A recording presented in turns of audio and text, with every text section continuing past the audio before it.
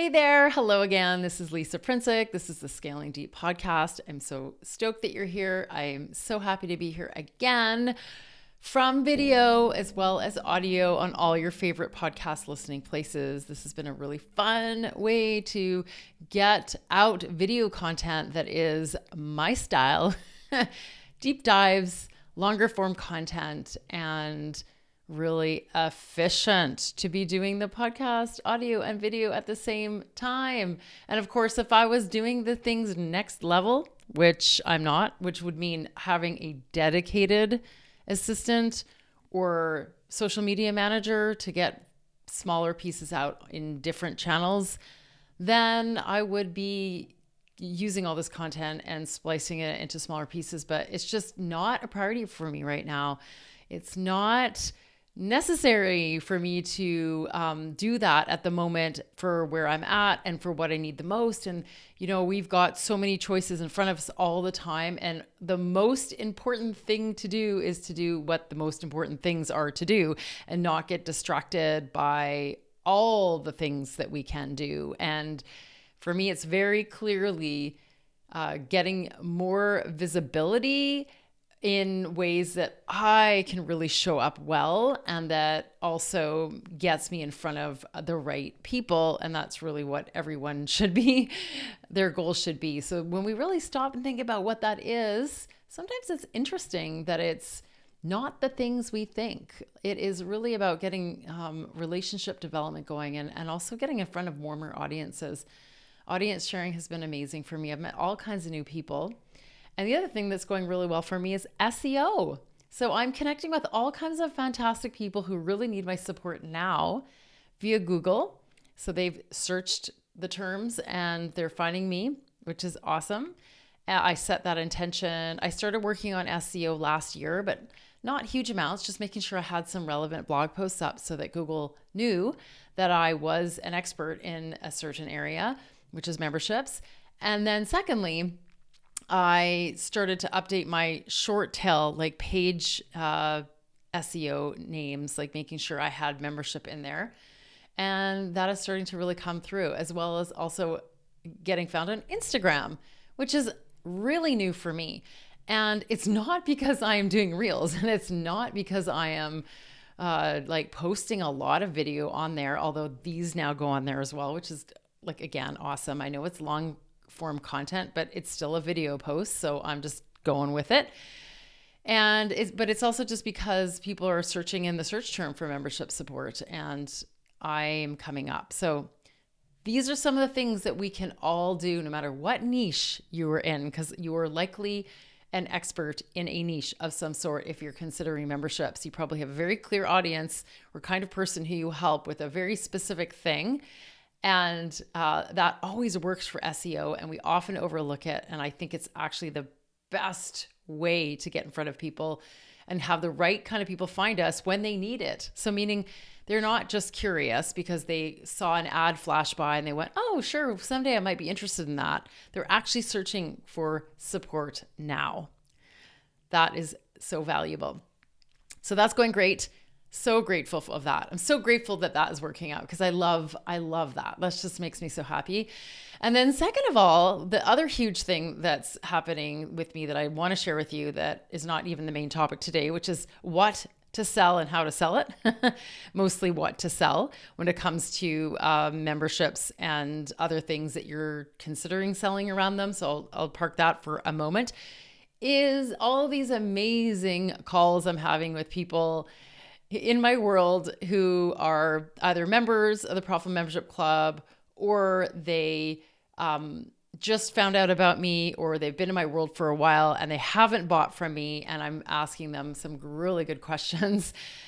And they are, super happy to get on a call and talk about what's happening with them. And I'm just picking up so much information that it's beyond what I expected, because I expected to get a lot of language and phrases about how people are wording the things they are. And that's what I've done a lot in the past, is I've used these customer validation interviews to understand how they see their problem, how my ideal clients see their problem, and how they see their solution and what they really want.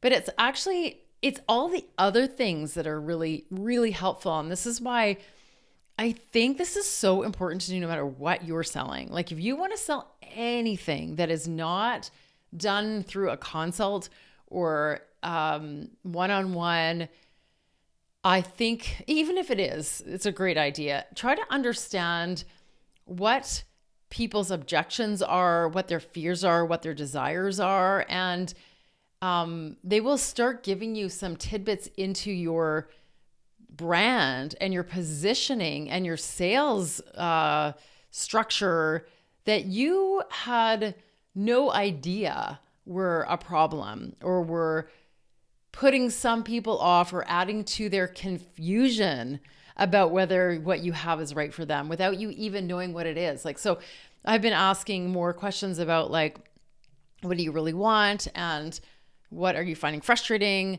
that's out there that, you know, about growing a membership or growing, just getting help, and what's worked for you, what hasn't, all those kinds of questions. But I'm also getting feedback on things like, well, and the way you said this thing on your sales page, I came across it and I thought, oh, it's not for me. Or someone else I just got off the phone with, amazing woman who is just, you know, super savvy, knows her stuff, really persistent and working on this for the last couple of years in her business and just so strong. And, you know, came up with like a few tidbits for me that I thought were so valuable. One of them just being like, I'm ready to buy something, but there's nothing open for me to buy right now. There's no way I can get direct support on this right now. And I was like, oh, interesting. Okay. So there are those valuable pieces. So I really want to encourage you to somehow find a way to, if you're any of these three scenarios, stuck, not able to sell, nervous about selling, have a membership, almost have a membership, and you're hesitating because you're like, I can't quite get my head around what it is that I'm trying to, you know, offer, or who it's for, or what they'll get, or even questions like, why aren't more people buying this? Because some are, but others I'm not getting the message across. Or even, I'm not selling enough. Like there's just, it seems like there's enough people who aren't taking action and they seem like they're primed. Then I recommend setting up 20-minute phone calls with a good set of questions, recording them, and finding out what's going on. And you might get, again, information that is not directly what you're asking them that is going to help you be like, I get it. This is who I'm really selling to. And you'll also meet people along the way that are like, oh, some of these people aren't ready for what I have to offer. And then you kind of can question, well, is my language trying to track people who aren't ready when there's people who are more ready, and I want to serve more of them because they're more committed or they're more ready for this. Just so much. I have to put that big plug in there for this. Okay. Do it regularly. I'm going to be doing it more often. And to make it enticing to people, I mean, a lot of people wanted to chat with me because they wanted to potentially see what else I have to offer service-wise, but I also offered a free gift from my shop, and that just made it easy to say, hey, I'm not going to walk around and painstakingly like say to everyone, oh, do you mind if I, although people do not mind at all, but just doing something reciprocal like that really makes it easier for us to get over ourselves and just go out and do it. Okay, but we're here today to talk about what to sell. Now, I tried to do a recording of this a few days ago, and I was feeling blurry about it because last week this hit me hard, and then I just got off another customer validation interview, which I just told you about, that clarified this topic even more. It's like this idea of what do you sell? And the very reason why I love memberships so much is the same reason why a lot of people don't either launch or are confused about them or think they're too difficult or whatever, is that there's so many complexities and there's so many different ways to do it. Like you do not have to do it any particular way. You do not have to offer a certain price point. You do not have to offer information a certain way. You don't have to have it month to month. You don't have to have it closed enrollment or open enrollment. Like there's all these options that we have. And I think decision fatigue is what really people are challenged with. And that's one of the things that I seek to solve for people is making decisions. That's what we do inside the Profitable Membership Club and with my VIP business design days that I've got a couple lined up this week with amazing business owners who are either have memberships or just like chomping at the bit to get them out there. And it's lining up all the options and being like, what is my unique path to this program working out really well and my business really taking off? And while I love, again, the complexity and it makes it fun and interesting as a service provider and as somebody who likes things to have a bit of change and evolution involved in it, it can make it really difficult. So one of those big things is what to sell. And when I mean that, I mean like two ways. One, I mean, do we sell a membership or some kind of program course first? Or do we straight off sell membership or things like, how do we position how do we sell our membership? So say you just straight up know you want the membership, how do you sell it? So these are all up to you decisions. And it's time to start really thinking about a little bit about what people will buy, but we know people buy all kinds of things. So if you look at price points, people buy everything from $50 to $50,000, right? Probably. Like there are so many programs that are such like low levels to such huge levels that you do have to make that decision for yourself about what you're really how you really want to show up in your business and what kind of service you really, really want to offer. Now, if you have big dreams of impacting a huge amount of people, you can offer something at the lower price point. If you have, a network where people come in and people are finding out all the time and there's not a lot of options, you can sell them into a month by month right away and know that the community is so strong that they'll never leave. I mean, you've got all kinds of choices. And so a couple of the ways I want to look at it is, what have you sold before? Like, what is it so that first question of what do you really want? Okay. Like if you don't want to have a course that you're trying to sell, and if you don't really think that what you're offering suits that format, then you don't have to do it. However, if you've sold this course very successfully before and you've got your funnel set up or you've got your entryway into it, and a lot of people are going to buy it and then have a great experience with you and get a bite-sized outcome, and then the work's not done and that joining the membership is the next natural step, then awesome. However, if you are getting some of the bad advice out there that is, sell a course first, you're going to do a better job of that, and you don't want to create that, or what your transformation you're offering isn't something that can be found in that course, then just don't force it. Sell your membership. And you can test this out about how you sell the membership. Like you can sell it month to month, or you can ask for an investment and ask people to invest in a longer period of support around it. I mean, there's no reason why you have to do things a certain way just because you think other people are doing it a different way. You can decide, and you can decide not only what's worked for you, but what you really, really want. Because I have clients, for example, this week who have been working on selling the membership, and they have an entry course that has sold a fair bit. However, I think the biggest opportunity we figured out just in our consult was that this entry level course, starter course that they have for their world of work, which is super interesting, and it's unique, is not selling as well as it could be. And I, took a look at the sales page and I realized that, wow, I think there's more opportunity, and that maybe we should just even push the membership aside for now while we figure out how to actually get higher conversions on this course that you've already got a sales funnel for. You're already getting people naturally into your audience through Instagram, through email lists.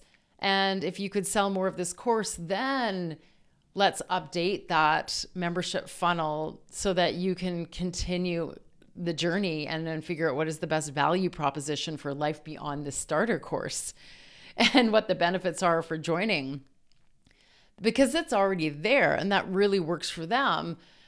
However, this woman I was just talking to, who's again got a great niche, and she told me that previously she had tried to sell her offer as a course and one person bought, and yet she opened up the same thing, just changed the webinar slightly to a membership, and 23 people bought and got in, because it was more of a journey than a how-to. It was more of a mentoring, guiding, learning, growing journey than it was a quick fix, figure this out and you're set. It was more relational. It was more personal. So I think we need to make that value judgment around that, and then put our all in, and then get super focused and clear on selling this when we know it's the price point that works and lights us up and feels like that's how much we want people to invest in this, so that they get, enough support, like to get close to the outcome that we want them, or to get the outcome that we want them to get. Then we have to decide, because not everyone's going to decide on that. And before I go, I want to make one more suggestion or plant one more seed around pricing psychology, because I've been thinking about this, about how I sell and what I buy.